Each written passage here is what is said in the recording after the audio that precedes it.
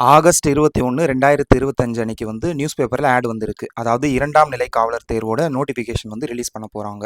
So notification வந்து வெப்சைட்டில் 22/8/2025 open ஆகும். பிசி எக்ஸாம் வந்து எப்போ நடக்கும்னா நவம்பர் 9, 2025 நடக்கும். இன்னும் 90 நாள் கூட இல்லை, அதுக்குள்ளே எக்ஸாம் வந்து நடக்க போகுது. டோட்டல் வேகன்சிஸ் வந்து 3644 ப்ளஸ் 21 வந்து எஸ்டிக்கான பேக்லாக் வேகன்சிஸ். ஸோ 3644. இதில் போலீஸ் டிபார்ட்மெண்ட்டில் வந்து 2833, அப்புறம் பிரிசனில் வந்து 180, அதுக்கப்புறம் தீயணைப்பு மற்றும் மீட்பு பணித்துறையில் வந்து 631 வேகன்சிஸ் எடுக்கிறாங்க.